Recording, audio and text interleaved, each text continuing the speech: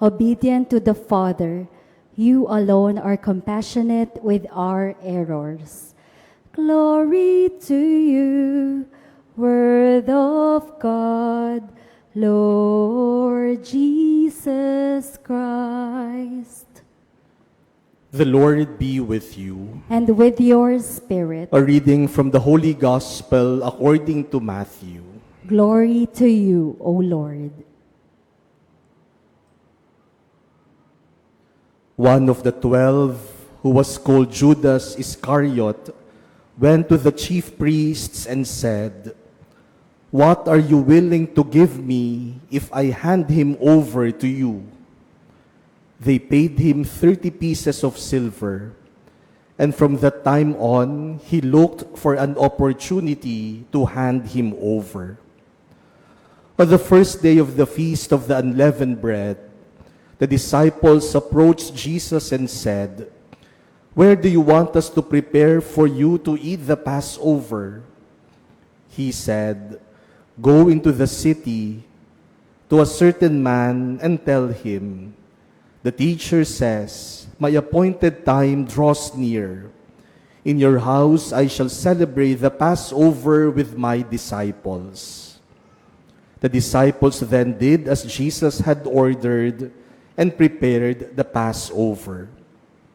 When it was evening, he reclined at table with the 12. And while they were eating, he said, "Amen, I say to you, one of you will betray me." Deeply distressed at this, they began to say to him one after another, "Surely it is not I, Lord." He said in reply, "He who has dipped his hand into the dish with me is the one who will betray me.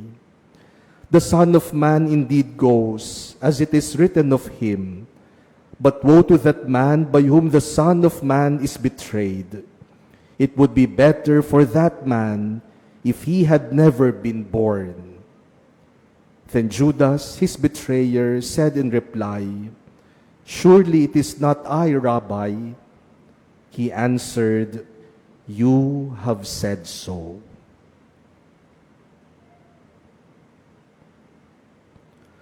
The Gospel of the Lord. Praise to you, Lord Jesus Christ.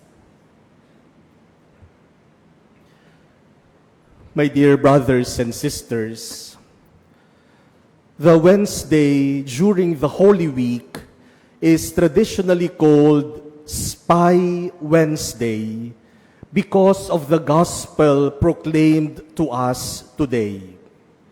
As we have heard in the gospel, Judas went to the chief priests and made a shameful bargain to hand over Jesus in exchange of 30 pieces of silver. And according to our gospel, from that time on, he looked for an opportunity to hand him over. From that time on, Judas began spying. Humahanap siya ng pagkakataon na maibigay niya, maipagkanulo niya si Jesus sa kanila. And the betrayal of Judas started with a question: "What are you willing to give me if I hand him over to you?" Ano ang ibibigay niyo sa akin kung ibibigay ko naman siya sa inyo? That is where the betrayal began. With this important question, ano ang kapalit kay Jesus kapag ibinigay ko siya sa inyo? Take note, my dear brothers and sisters, that betrayal is always a question of value. Ang pagkakanulo, ang pagtataksil ay tanong ng pagpapahalaga. What is more important to you between two things, between two people? What is more important? Who is more important? And so to Judas, the question was, what is more important to you? Jesus or the 30 pieces of silver? And it seems that Judas chose the silver over Jesus. Mas mahalaga yung salapi, mas mahalaga yung pera kaysa kay Jesus. At dahil walang halaga si Jesus, kayang-kaya ko siyang ipagkanulo. Kayang-kaya ko siyang pagtaksilan. That is what betrayal means. Kapag may pinagkakanulo tayo, pinagtataksilan tayo, sinasabi natin, wala ka ng halaga sa akin. Meron na akong nakitang mas mahalagang bago, kaya pwede na kitang idispatcha dahil wala ka ng halaga. That is what is at the heart of betrayal. And my dear brothers and sisters, how many times have we been like Judas? How many times have we given up something important for something that is of lesser value? Mas pinili natin yung walang halaga naman talaga kaysa doon sa tunay na mahalaga. Ilang beses nating ipinagpalit ang ating pananampalataya para sa mga panandaliang kaligayahang inaalay ng mundong ito.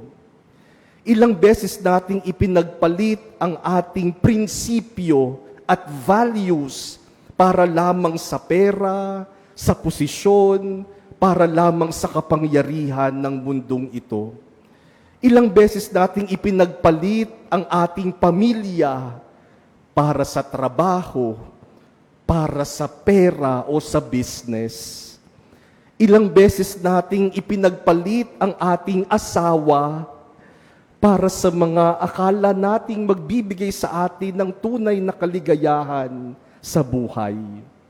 Ilang beses nating pinagpalit ang Diyos para sa ating mga mapaboritong kasalanan. And every time we give up something essential for something that is of lesser value, we become Judas. We also ask the question, what are you willing to give me if I give this up? What are you willing to give me if I give this person up? Betrayal. My dear brothers and sisters, before we give up something, see to it that what you are exchanging that thing or that person for is really worth it. Bago mo ipagpalit ang isang mahalaga sa iyo, tiyakin mo muna na yung ipapalit mo ay worth it. Baka kasi sa bandang huli, yung ipinalit mo, wala naman palang halaga. Ikaw ang tunay na nawalan. But we can also ask Jesus that question, Lord, what are you willing to give me if I hand you over my sins? And the answer of Jesus is what we heard in our first reading today. He tells us, I have not rebelled. I have not turned my back. I give my back to those who beat me, my cheeks to those who plucked my beard. My face I did not shield from buffets and spitting. What are you willing to give me, Lord? The answer of Jesus, my whole life, I am willing to give you everything because you are more valuable than my life. That is fidelity. My dear brothers and sisters, as we approach the holiest days of our liturgical year of the Church's calendar, on this evening, let us sincerely ask the Lord's forgiveness for the many times that we have betrayed Him and for the many times that we have betrayed one another. Tigilan na natin na pagtaksilan ang Panginoon at tigilan nating pagtaksilan ang bawat isa.